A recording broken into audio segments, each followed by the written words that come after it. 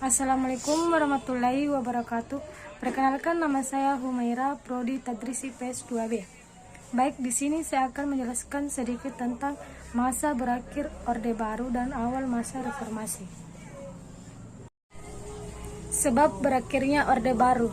Berakhirnya pemerintahan Orde Baru disebabkan oleh ketidakmampuan pemerintah dalam mengatasi berbagai persoalan bangsa dan negara, seperti terjadinya penyimpangan-penyimpangan seperti KKN, korupsi, kolusi, dan nepotisme.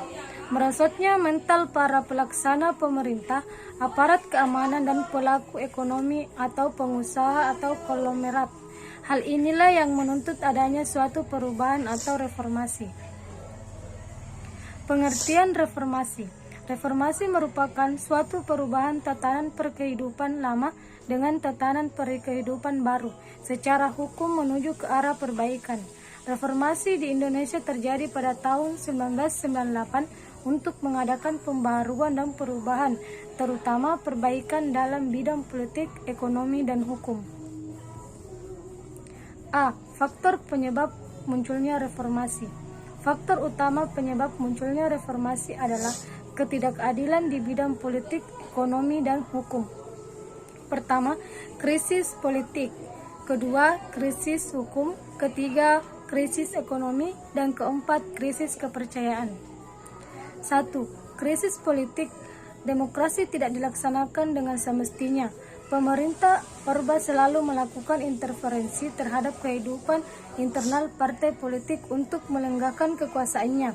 Pemerintah Orba sangat represif dan ditandai adanya tekanan yang kuat terhadap pihak oposisi dan orang-orang yang berpikir kritis. Anggota MPR sudah diatur dan direkayasa sehingga sebagian besar anggota MPR diangkat berdasarkan ikatan kekeluargaan atau nepotisme. 2. Krisis hukum. Pelaksanaan hukum pada masa Orba terdapat banyak ketidakadilan. Kekuasaan kehakiman berada di bawah kekuasaan eksekutif. Hal tersebut bertolak belakang dengan Undang-Undang Dasar 1945, Pasal 24. Kekuasaan kehakiman lebih banyak menjadi pelayan kepentingan para pengusaha dan kroniknya. Hal ini disebabkan karena kekuasaan lembaga kepresidenan sangat dominan. 3. Krisis ekonomi.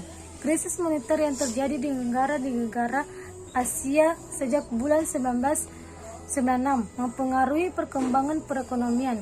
Indonesia adalah negara yang terkena dampak paling buruk. Hal tersebut dikarenakan rapuhnya fondasi perekonomian Indonesia. Praktik KKN dan monopoli ekonomi mewarnai pembangunan Indonesia yang telah membuat struktur ekonomi menjadi rapuh. Krisis moneter memicu terhadap kemerosotan ekonomi secara meluas. Keempat, krisis kepercayaan. Sikap pemerintah Orba yang otoriter, tertutup, dan tidak demokratis, serta merebaknya KKN menimbulkan krisis kepercayaan di dalam masyarakat terhadap kepemimpinan Presiden Soeharto. B. Kronologi reformasi. Pada tanggal 10 Mei 1998, rakyat Indonesia tidak puas terhadap hasil pemilu dan pembentukan kabinet pembangunan. Tuntutan mundurnya Presiden Soeharto menjadi agenda nasional gerakan mahasiswa. Agenda reformasi yang disuarakan pada mahasiswa: yang pertama, adili Soeharto dan kroni-kroninya. 2. Amandemen Undang-Undang Dasar 1945. 3. Penghapusan divisi ABRI. 4. Otonomi daerah seluas-luasnya. 5. Supremasi hukum pemerintah yang bersih dari KKN. Tuntutan kegerakan reformasi mencapai puncaknya pada tanggal 12 Mei 1998 ketika aksi mereka menimbulkan bentrok dengan pihak aparat keamanan hingga terjadi tragedi Trisakti. Dalam peristiwa itu, 4 orang mahasiswa tewas. Pada tanggal 13 sampai 14 Mei 1998 terjadi kerusuhan selama 2 hari berturut-turut.